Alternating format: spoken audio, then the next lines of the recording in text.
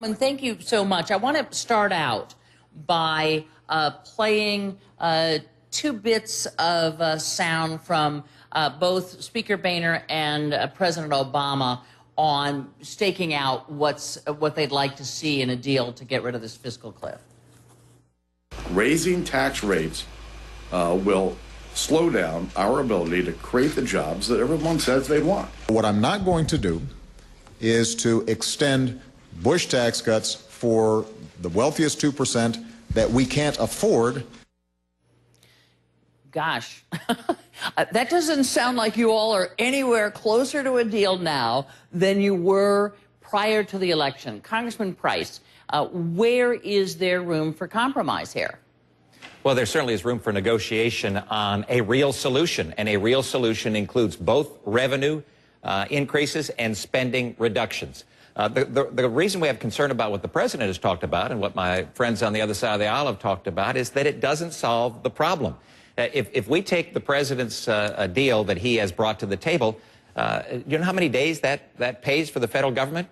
Not 8 days, not 8 months, not 8 weeks, 8 days. So we need to look at increasing revenue through pro-growth policies as well as tax revenue. Hikes, correct? No, tax revenue, which means broadening the base, lowering the rates, closing the loopholes, limiting the deductions, limiting the credits, and making certain that we identify the appropriate spending reductions so that we have indeed a balanced approach. Okay, but we're still at the place where everything gets hung up. No increases in tax rates. That is still the position of House Republicans, correct? Well, again, we'd be happy to look at that if it solved the problem. The problem is it doesn't solve the problem. We want a real solution, which means increasing tax revenue through pro-growth policies. Let me just try to get the senator in here. So the answer is no, they don't want to look at tax rate increases. And yet we kind of have the president saying he'd veto something that didn't have tax rate increases for the wealthy. Where do we go from here? Candy, you've got to listen closely, and I've been listening for a long time since I was on the Simpson-Bowles Commission. And what I hear is a perceptible change in rhetoric from the other side. And what it is an invitation for our side to basically sit down and say, what can we do for this country? Push the special interest groups to the side for the moment. And what I hear the president saying is, we're not going to solve this by asking the wealthiest to pay their fair share, but it will be part of the solution. And what I hear from the Republican side is, well, what is the rest of the solution? That is the beginning of a negotiation. It's an indication that the election had an impact on all of us. The American people are sick and tired of all the obstruction and all the rhetoric on both sides. And I can tell you that the fiscal cliff is focusing the mind. We are really trying our best now to at least come up with an understanding of an agreement before the end of the year. Okay, so we have had, Senator, let me just stick with you for a second. We've had the president meeting with the top leadership. What is going on now? I mean, we have 40-plus days left before this happens. Who's doing what where? I think the negotiation is continuing at various levels, but it's between the White House and the congressional leadership.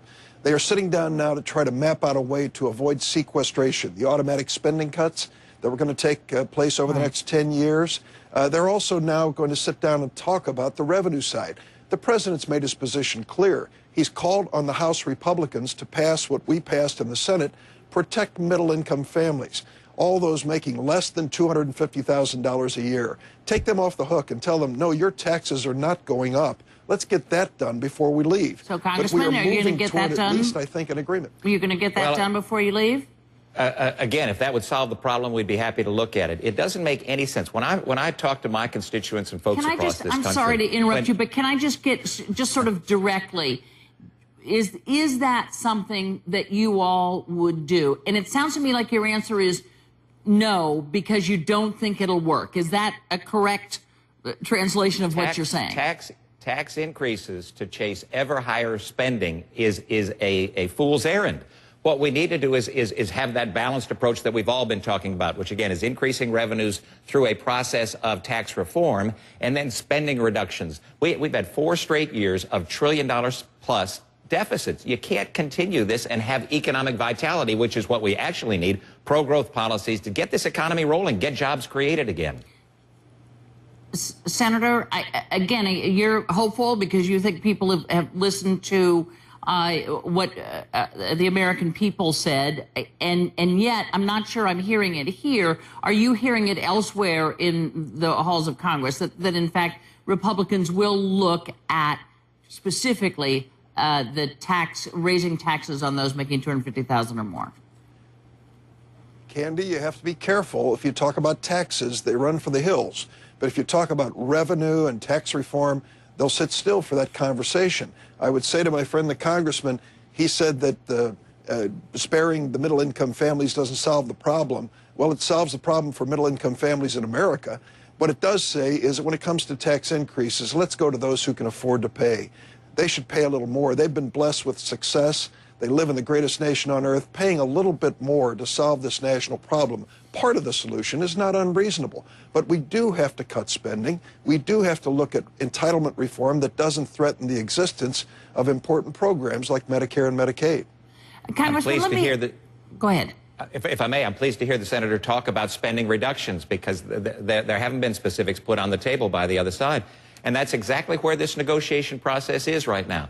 The two sides have identified the tax revenue that we're willing to discuss, and now it's time to talk about the spending reductions. And that's the prescription for moving forward, because, again, if we pass something that doesn't solve the problem, then the American people are going to be as irritated in the future as they are right now. Congressman, let me ask you, have you sensed within the new caucus now it's the old Congress that's going to deal with this between now and the 31st of December, but you've had a chance to see and meet what your new caucus will look like, the majority on the House side. Do you sense a difference in that group than in the group prior to that, which was seen as unwilling to make a deal, sort of more hardline conservative? Is this new caucus different?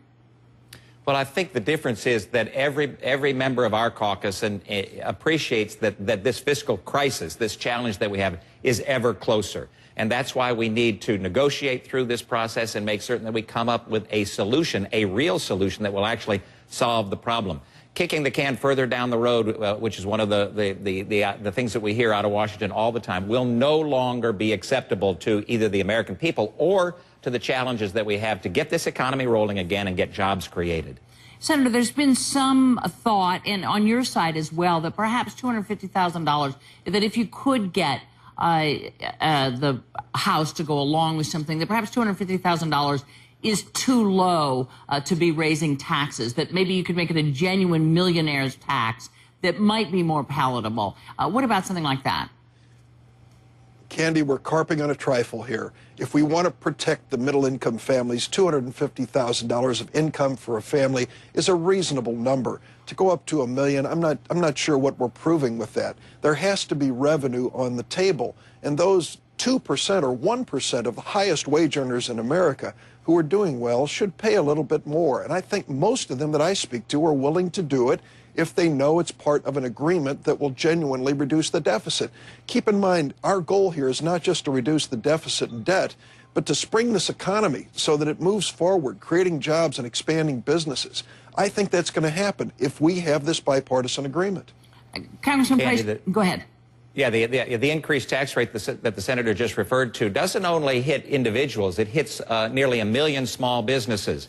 And if we're increasing taxes on small businesses, guess what won't be created? Jobs. And small businesses are always the linchpin to getting jobs created when we come out of a recession.